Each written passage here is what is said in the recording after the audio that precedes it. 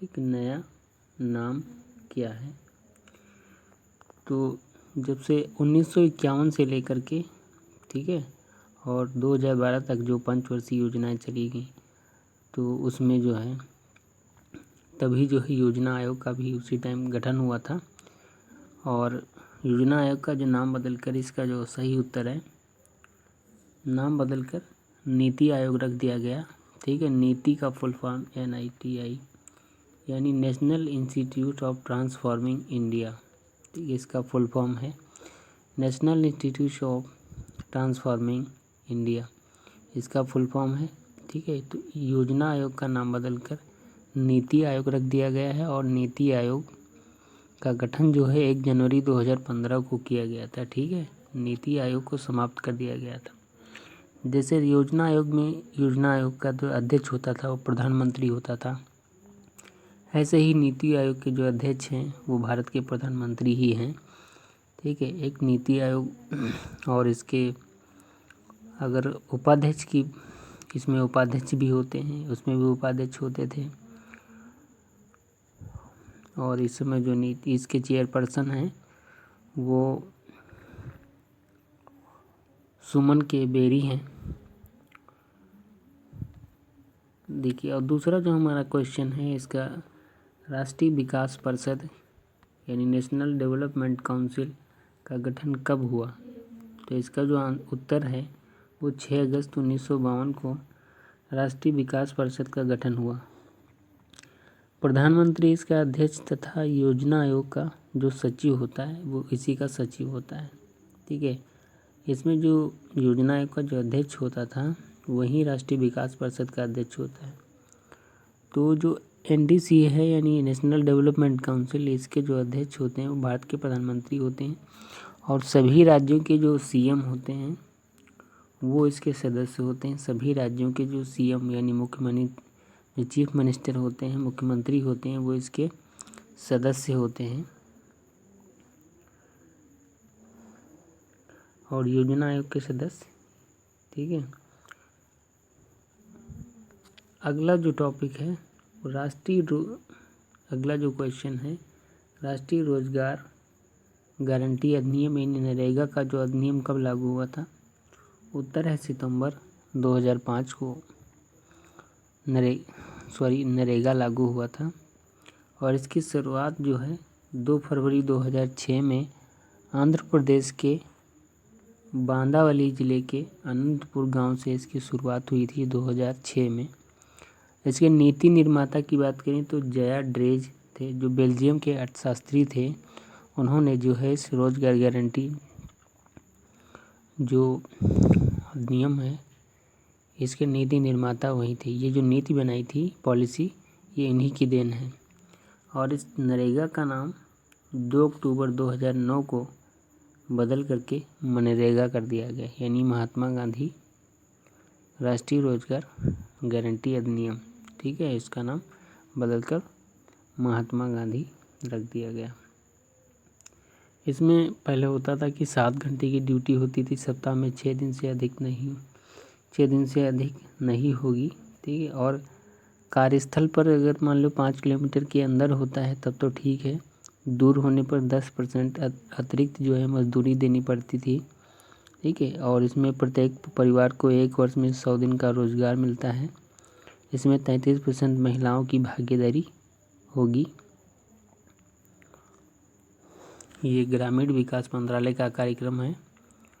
चलिए, नेक्स्ट जो हमारा क्वेश्चन है वो है नई आर्थिक नीति सर्वप्रथम कब शुरू हुई। तो इसका जो आंसर है वो सन 1985 में, जब राजीव गांधी प्रधानमंत्री थे 1985 में।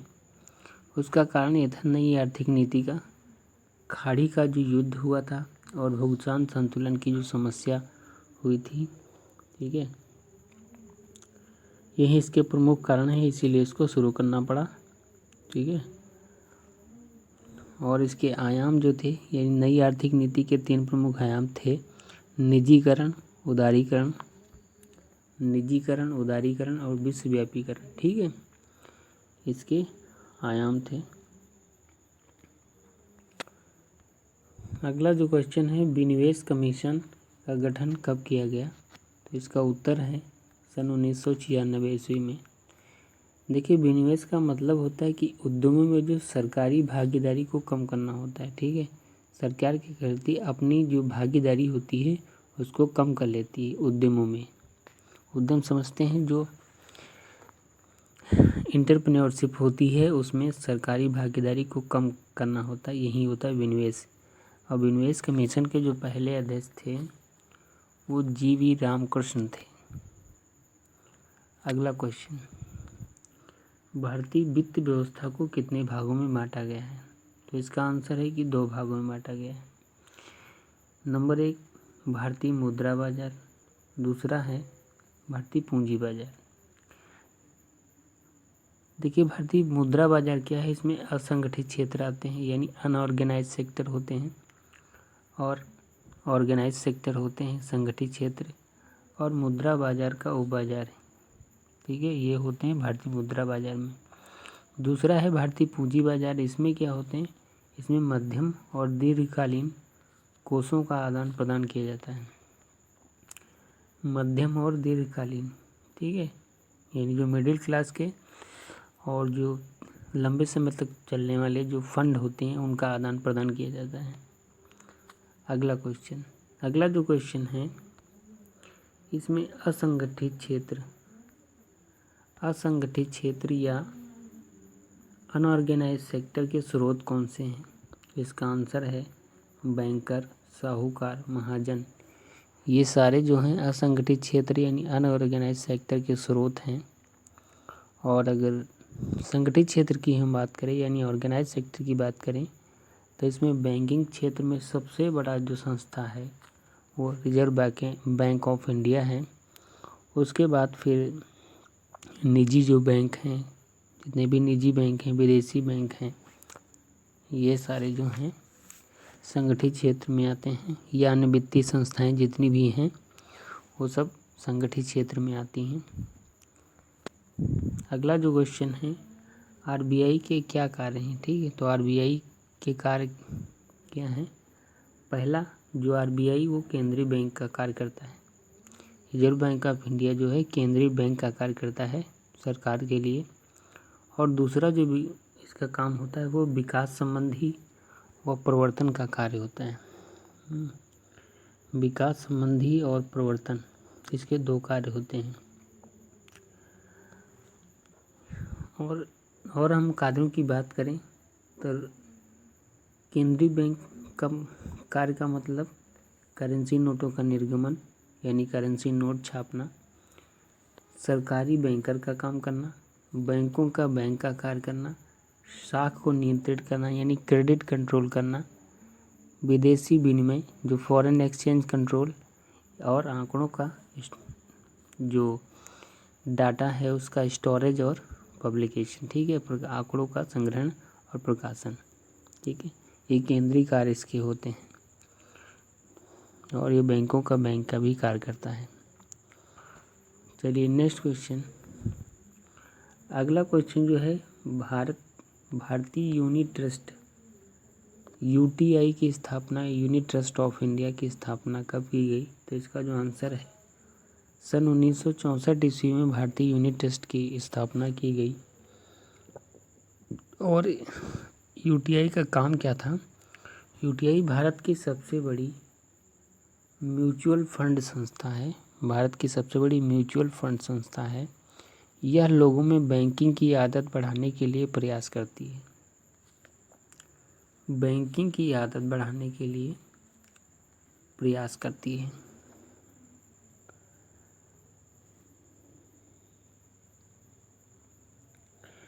इसी के तहत जो है कृषि पुनर्वित्त एवं विकास निगम की स्थापना की गई। ठीक है, जो agriculture refinance and development corporation की भी 1963 में जो है इसी के चलते जो है यूटीआई की भी स्थापना की गई थी। चलिए अगला क्वेश्चन देखते हैं। अगला जो क्वेश्चन है, भारतीय प्रतिभूति एवं विनिमय बोर्ड। भारतीय प्रतिभूति एवं विनिमय बोर्ड यानी जिसको आप सेबी कहते हैं, security exchange board of India. Security exchange board of India, SEBI को इंग्लिश में शॉर्टकट में सेबी बोलते हैं, security exchange board of India. इसकी स्थापना कब हुई थी? तो सन 1988 में सेबी की स्थापना हुई थी। और इसको जो है आर्थिक उदारीकरण की नीति के अंतर्गत जो है पूंजी बाजार में निवेशकों की रुचि बढ़ाने, जितने भी इन्वेस्टर होते हैं, जैसे आप शेयर मार्केट में पैसे लगाते हैं, तो अगर जितने भी शेयर मार्केट है, वो सारा कंट्रोल सेबी की तरफ से किया जाता है। इसमें लोगों की रुचि बढ़ाने और उनके हितों की रक्षा भी करती है। 30 जनवरी 1992 में इसे वैधानिक एक अध्यादेश पारित करके इसे जो है वैधानिक दर्जा प्रदान किया गया। यानी सेबी को 1992 में एक वैधानिक दर्जा प्रदान किया गया। यानी कि सेबी एक्ट को संशोधित करके 30 जनवरी 1992 को सेबी को म्यूचुअल फंडों, जितने भी म्यूचुअल फंड होते हैं और स्टॉक मार्केट होता है, उसके नियंत्रण के भी अधिकार दे दिए गए। ठीक है। और सेबी का जो अध्यक्ष होता है, इसका कार्यकाल जो है 3 साल के लिए होता है, किंतु अधिकतम 65 वर्ष की आयु तक ही कोई व्यक्ति जो है सेबी का चेयरमैन रह सकता है। तो ये थे हमारा लास्ट क्वेश्चन। उम्मीद करते हैं वीडियो पसंद आया होगा, और वीडियो पसंद आया तो प्लीज़ चैनल को सब्सक्राइब